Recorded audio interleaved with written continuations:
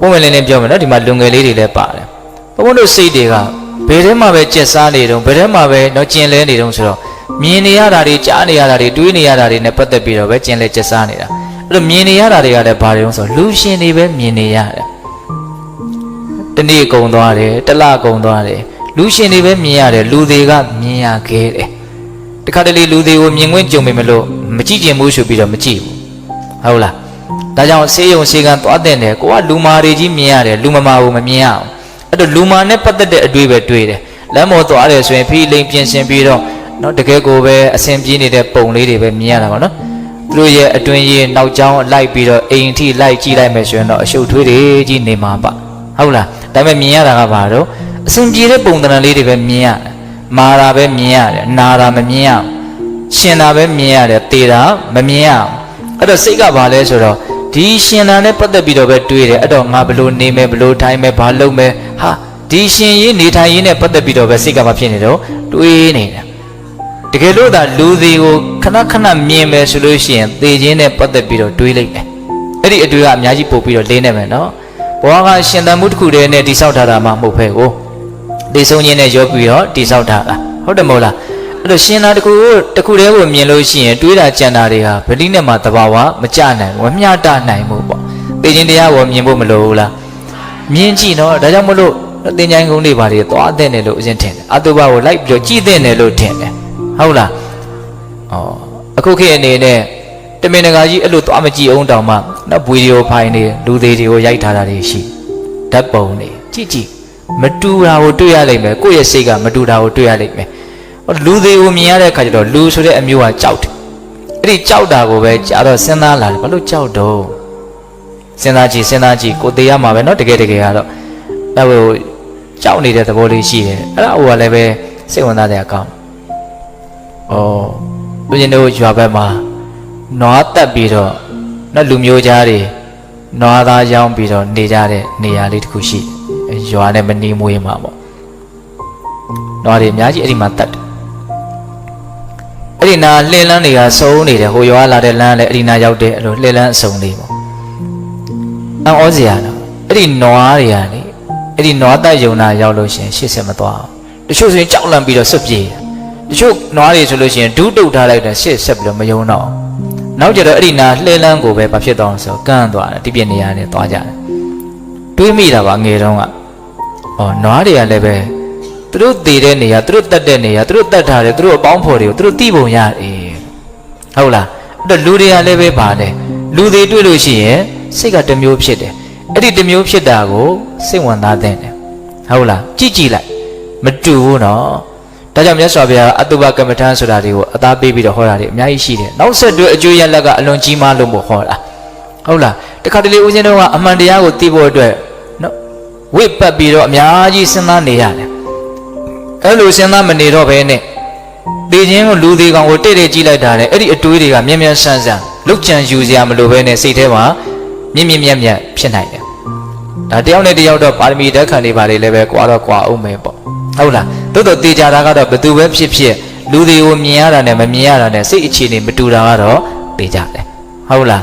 းဒါကြောင့်တေခြင်းတရားကိုဖျားပြီးတော့ကောင်းတဲ့အလုပ်ကိုလုပ်ဖို့တိုက်တွန်းတာအများကြီးအဓိပ္ပာယ်ရှိတယ်ဆိုတာလေးကိုလက်ခံနိုင်ဖို့ဒါပြောပြတာဟုတ်လားဒါကြောင့်တေခြင်းတရားကိုစဉ်းစားဖို့မလိုဘူးလားလိုတယ်ဒါတော့ဦးဇင်းတို့တတိယဂါထာလေးနဲ့ပတ်သက်ပြီးတော့ပြောပြတာနော်ဂါထာဘယ်နှပုဒ်လာမှာတော့၄ပုဒ်နောက်ဆုံးတစ်ပုဒ်ကျန်သေးတယ်နော်နောက်ဆုံးတစ်ပုဒ်ကတော့ဒီမြတ်တဲ့အကျင့်ကိုတဲ့နေရောညာရောမပြင်းမရပြင်းထန်တဲ့လုံလဝရိယနဲ့ကြိုးစားအထုတ်နေမယ်ဆိုလို့ရှိရင်ငြိမ်းအေးတော်မူပြီးဖြစ်ကြတဲ့ဘုရားရှင်ကိုရမြတ်ကြီးတွေကဒီလူဟာကောင်းသောညရှိတဲ့ပုဂ္ဂိုလ်ပဲလို့ချီးမွမ်းကြတယ်တဲ့အဲ့လိုအဓိပ္ပာယ်ရတယ်ဧဝံဝိဟာရိအာတပိအဟောရတမတ္တန္တိတောတံဝေဗတ္တေကာရတောတိတန်တောအာစိခတေမုနိဒါနောက်ဆုံးဂါထာလေးနော်ဧဝံဝိဟာရိအာတပိအဟောရတမတ္တန္တိတောအဟောရတမတ္တန္တိတောတဲ့နေရောညာရောမပြင်းမရညပါထည့်ထားတယ်နော်ဒီမြတ်သောအကျင့်ကိုနေ့တင်လုပ်ရမှာမဟုတ်ဘူးညပါလုပ်တဲ့နယ်ပေါ့ဟောဆိုလူရဲ့တက်တန်းလေးကအလွန်တိုးလို့ညဟာအိပ်ဆက်ချင်းဖြင့်ဖြုံးတီးပြလိုက်ဖို့မထိုက်တန်ဘူးဆိုတဲ့အသေးကိုပဲကိုကပြောနေတာဟုတ်လားနေရောညာရောမပြင်းမရဧဝံဝိဟာရိအာတပိအလွန်ကိုထက်တန်တဲ့လုံလဝရိယနဲ့ဒီမြတ်တဲ့အကျင့်ကိုကျင့်တယ်ဘာကျင့်တော့ အတိတ်ကိုလည်းမပြန်ဘဲနဲ့အနာဂတ်ကိုလည်းမကြံဘဲနဲ့ပြစ္ဆုတ်ပံမှာဖြစ်နေတာလေးကိုအမှန်သိနေတဲ့အလေးအကျင့်ဒါမှအမှန်တရားကိုသိမှာနော်အဲ့ဒါကိုအဲ့လိုနေရောညာရောမပြင်းမကြီးပြင်းပြင်းထန်ထန်ကြိုးစားမယ်ဆိုလို့ရှိရင်တံဝေဗတ္တိကာရတောတိတန်တောအာစိတ်ကတိမုနိနော်တန်တောငြင်းအေးတော်မူပြီးဖြစ်ကြတဲ့မုနိဘုရားရှင်ကိုရမြတ်ကြီးတို့သည်အာစိတ်ကတိချီးမွမ်းပြောဆိုကြတယ်ဘလို့ပြောတော့တံဝေဗတ္တိကာရတောတိဒီလူကတော့ကောင်းသောညရှိတဲ့ပုဂ္ဂိုလ်ပဲလို့ချီးမွမ်းကြတယ်တဲ့ဟုတ်လားအကောင်းဆုံးနေနီးထိုင်လေးနေနဲ့နေလိုက်တော့ညအိတ်ဆက်ခါနီးလေးမှာဒါကောင်းသောညဖြစ်တယ်ဆိုတဲ့အဓိပ္ပာယ်မျိုးနားလည်ဖို့ရှိမယ်ပေါ့နော်နေ့လည်နေခင်းမှာလောဘဒေါသမောဟတွေနဲ့အကုသိုလ်တွေနဲ့ရောပြုံးပြီးတော့နေမယ်ဆိုရင်ညဟာကောင်းသောညဖြစ်နိုင်မလားဒါစဉ်းစားဖို့ရှိတယ်ဟုတ်လားဒါကြောင့်ပေးသက်ပေါင်းသူတို့ဟောင်းတို့ဒီမြင့်မြတ်တဲ့ကျင့်စဉ်ကိုจิตသုံးခွင့်ရတဲ့ဒီအခိုက်အတန့်လေးအခိုက်အတန့်လေးလို့အရင်သုံးလိုက်တယ်နော်ဘဝဆိုတာအခိုက်အတန့်လေးပဲနော်ဒီအခိုက်အတန့်လေးကတကယ်ကိုတန်ဖိုးဖြတ်လို့မရတဲ့အခိုက်အတန့်လေးပဲဘာဖြစ်လို့လဲဆိုတော့တန်ဖိုးဖြတ်လို့မရတဲ့ဒီအလုပ်ကိုလုပ်နိုင်တဲ့အခွင့်အရေးရှိနေလို့လူတိုင်းမှာဒီခွင့်ရမရှိဘူးเนาะလူဖြစ်တိုင်းလည်းရှိတာတော့မဟုတ်ဘူးเนาะမှန်ကန်တဲ့အဆုံးအမလို့ဆိုတဲ့မြတ်စွာဘုရားရဲ့သာသနာနဲ့တွေ့ခွင့်ရတဲ့သာသနာရဲ့ပုံမှာသာသနာဆိုတာအဆုံးအမကိုပြောတာဟုတ်လားအဲ့ဒီအဆုံးအမရဲ့ပုံမှာယုံကြည်သက်ဝင်တဲ့တရားတရားရှိတဲ့လူမှသာလျင်ဒါကိုကျင့်သုံးနိုင်တဲ့အခွင့်အလမ်းရှိတာဟုတ်လားဒီအဆုံးအမတွေကိုကြားရတိုင်းလည်းပဲဒါကိုစမ်းကြည့်မယ်လို့တောင်စိတ်ကူးမပေါက်တဲ့လူတွေအများကြီးမရှိဘူးလားရှိရနော်လူဖြစ်တိုင်းလည်းပဲလူရင်းတူတာမဟုတ်ဟုတ်တယ်မဟုတ်လားဒါကြောင့်ဒကာဓမ္မတို့ဦးဇင်းတို့ရဲ့အခြေအနေလေးကဒီအလုပ်ကိုလုံနိုင်တဲ့အတွက်လုံနိုင်ဖို့အတွက်အခွင့်အလမ်းအကုန်လုံးပြည့်နေတယ်အခြေခံလိုအပ်ချက်တွေအကုန်လုံးပြည့်စုံနေတယ်သိနိုင်မြင်နိုင်စွမ်းဉာဏ်အည်အသွေးမိတဲ့လူတစ်ယောက်ဖြစ်နေတာကတကြောင်နော်အစိုးအမကောင်းလို့ဆိုတဲ့သာသနာတော်မြတ်ကြီးနဲ့တွေ့ခွင့်ရတာကတကြောင်ဒါကိုဘဝကောင်းနဲ့တွေ့တယ်အခါကောင်းကြုံနေလို့ပြောတာနေတဲ့အခွင့်အရေးတော့မဟုတ်ဘူးနော်မြင်တတ်ဖို့တော့လိုတယ်တန်ဖိုးရှိတာကိုတန်ဖိုးရှိမှသိမှလည်းပဲနော်အလားအသက်မဆုံးရှုံးအောင်ကြိုးစားမှာနော်တန်ဖိုးရှိတာကိုတန်ဖိုးရှိမှမသိရင်တော့ပေါ်ပဲနဲ့ပျက်စီးပြုံးတီးသွားမှာပေါ့နော်ကိုကဘာမှမရှာမဖွေရပဲနဲ့မိဘရှာဖွေတာကိုပဲထိုင်ပြီးတော့ငွေကြီးရဲ့တန်ဖိုးကိုနားမလဲပဲနဲ့တချို့သုံးဖြုံနေကြတဲ့နော်ဥစ္စာပစ္စည်းပေါ်များတဲ့ပုဂ္ဂိုလ်တွေရဲ့သားသမီးတွေတချို့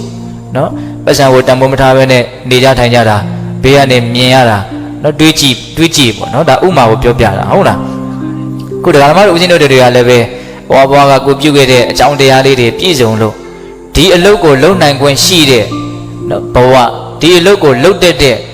အောင်သင်ကြားပေးတဲ့သာသနာအစုံအမဒါနဲ့တွေ့ကြုံနေရတဲ့အခြေအနေလေးကိုဘာလို့ဖို့လို့တော့တန်ဖိုးထားဖို့လိုတယ်မတွေ့ရမကြုံရသောပုံကိုယ်တွေနဲ့နှိုင်းစာမယ်ဆိုလို့ရှိရင်တွေ့ကြုံနေရတဲ့လူတွေရဲ့အတည်အတွက်ဟာအလွန်တရာမှနေပါတယ်ဒါကြောင့်မလို့တချို့ညတွေပါစိတ်ဝင်စားဖို့လိုတယ်နော်ညဒီကောင်းတဲ့အလုပ်ကလေးကိုလုပ်ဖို့အတွက်အလွန်တရာမှနော်အခွင့်သာတာပဲဆိုတဲ့အမြင်မျိုးပေါ့ဟုတ်လားညဆိုတာနော်ဘုရားဟောထားတဲ့ဒေသနာတစ်ပုဒ်ရှိတယ်ပညာရှိတွေအတွက်ညဆိုတာအိပ်ဆက်ပြစ်လိုက်ဖို့မဟုတ်ဘူးတဲ့နော်နက္ခတ္တရာကျေတကာတို့ဖြင့်အလှဆင်ထားတဲ့ညဆိုတာသူတော်ကောင်းတရားကိုသိအောင်လုပ်ဖို့အတွက်အချိန်အခါဖြစ်တယ်လို့အဲ့လိုဟောတာလည်းရှိတယ်ဟုတ်လားဒါကြောင့်ပေးတဲ့ပေါင်းသူတော်ကောင်းတို့မပြင်းမရှိလုံလဝရိယထက်ထက်တန်တန်နဲ့ဒီအလုပ်ကိုကြိုးစားနိုင်ဖို့လိုတယ်ဘာဖြစ်လို့လဲဆိုတော့ဒကာဓမ္မတို့ဦးဇင်းရဲ့တန်တာမှာစိတ်အေးလက်အေးနေနိုင်တဲ့အနေအထားမရှိသေး